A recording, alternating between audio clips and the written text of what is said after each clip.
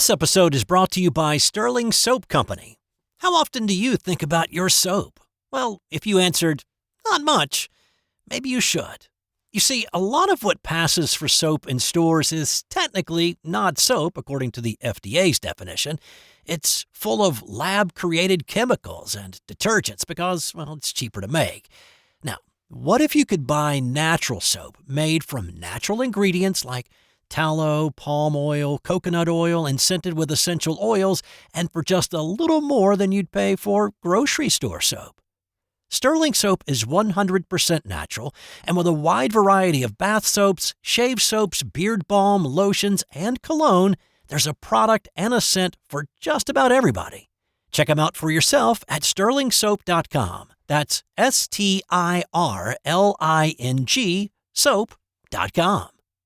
Are you a hockey fan? Then you'll love Eric Zweig's new book, Hockey Hall of Fame True Stories 2. It's a treasure trove of untold tales, bizarre incidents, and captivating trivia that will leave even the most devoted puckhead astounded. The intense rivalries, epic showdowns, and historic clashes that shaped the NHL's early years, it's all in there. Zweig uncovers the true stories that helped shape the sport, ensuring that you will never look at hockey the same way again. Check out Hockey Hall of Fame True Stories 2 on Amazon or wherever fine books are sold. It's This Day in Sports History, a proud member of the Sports History Network. Find more info and more podcasts at sportshistorynetwork.com.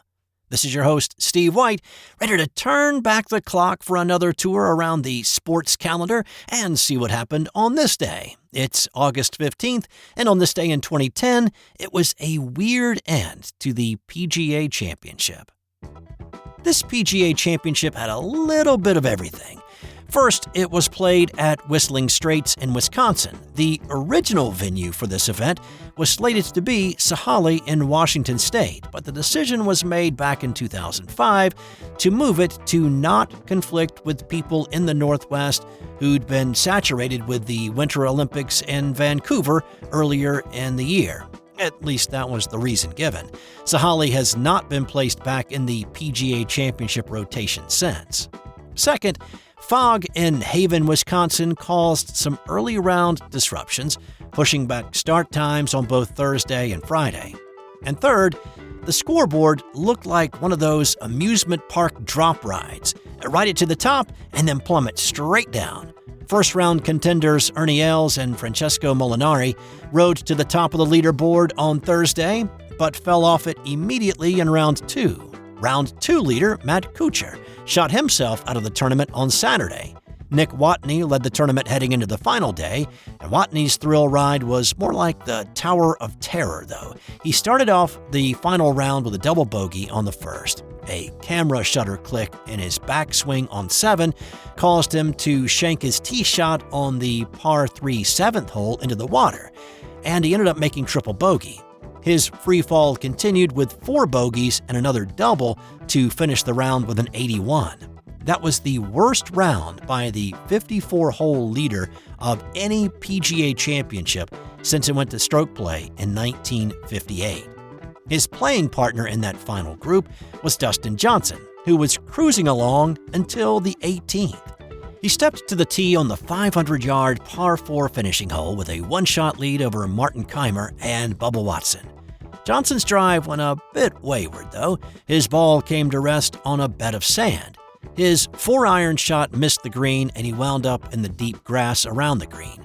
He got up and down for bogey from there, and into what he thought was a tie for the lead and part of a 3-man playoff.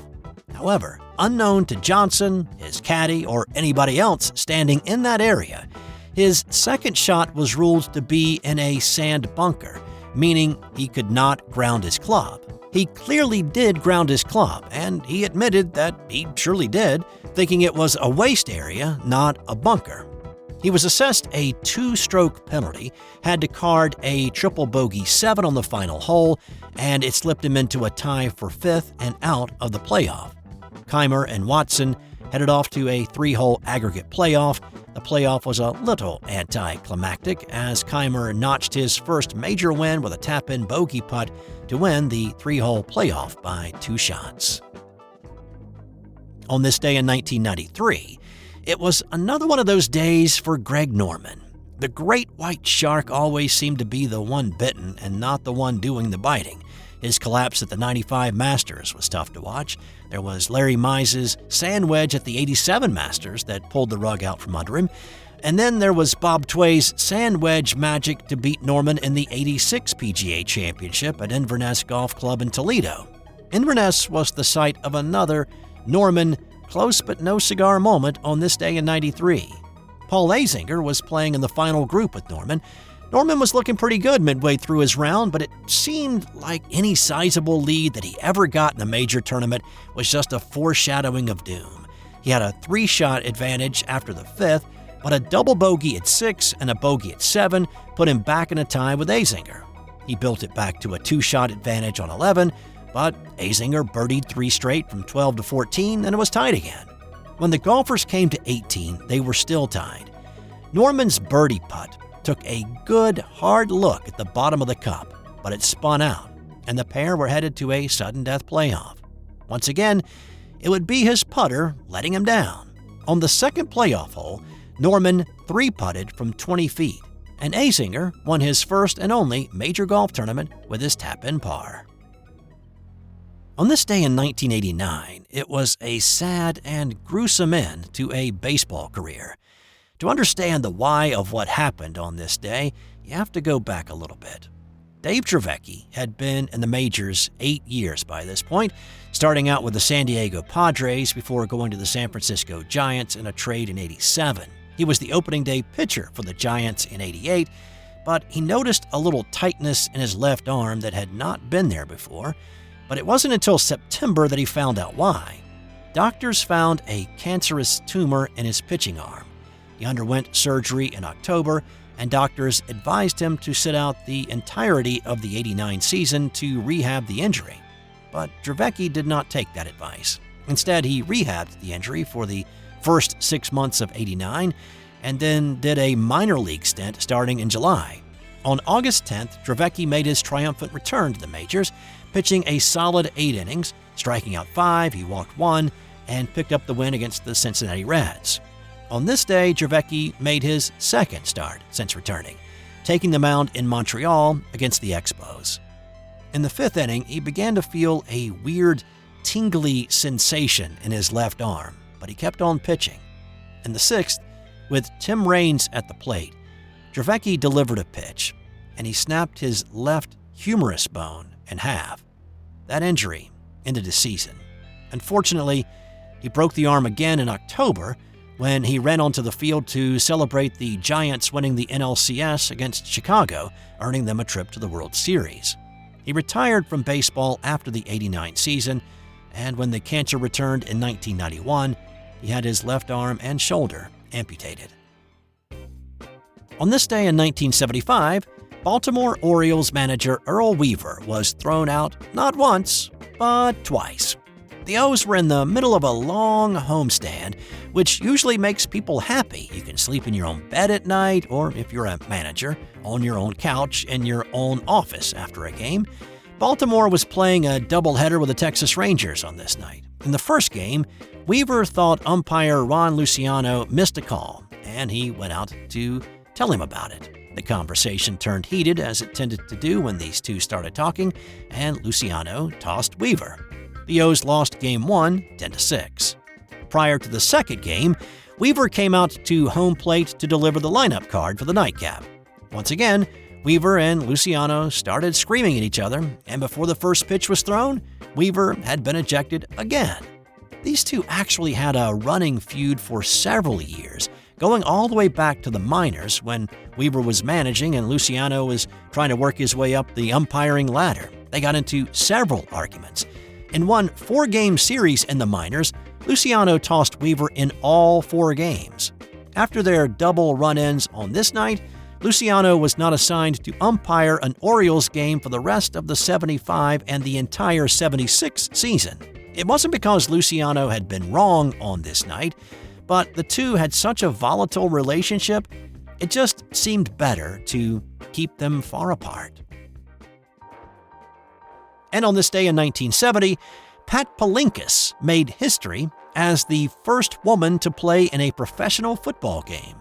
So this happened in the Atlantic Coast Football League, a bunch of rungs down from the NFL. It was more of a semi-professional league, really. The Orlando Panthers of the ACFL needed a kicker. Steve Palinkas had just returned to the States after spending time in Germany in the U.S. military, and he had a dream, like a lot of young guys, of one day playing in the NFL. He went to a tryout for the Panthers, but it really did not go well. Once he thought about it, though, he knew what the problem was. He did not have his regular holder, his wife, Pat. So he called the Panthers back, and he asked for a do-over, but let me bring my holder with me. The Panthers still needed a kicker, and so they said, yeah, come on back. With Pat holding, Steve kicked field goals from everywhere, and Orlando signed him. But they didn't stop there. They also signed Pat to a contract. And so on this day in 1970, Pat Palinkas held the ball on a point after to become the first woman to play professional football. There was one phrase uttered, though, that you most assuredly don't hear on the football field every day. Just before the snap, she turned to her husband, Steve, and asked, "Are you ready, honey?"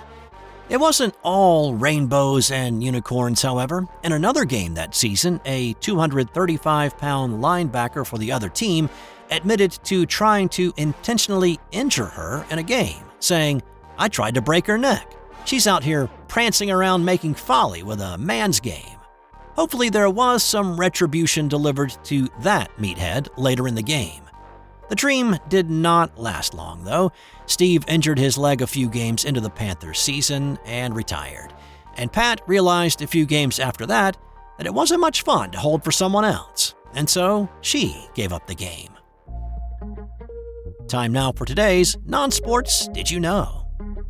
The density of every neutron star is equivalent to what you would have after crushing an aircraft carrier until it's the size of the nib in a ballpoint pen.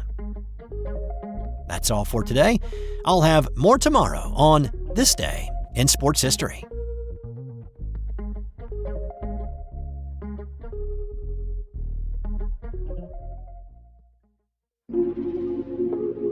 This has been an original Thrive Suite production. Hey there, sports history fan. This is Arnie Chapman, a.k.a. the Football History Dude, and I hope that you enjoyed this recent episode presented by the Sports History Network and were able to learn some good old-fashioned sports history knowledge nuggets.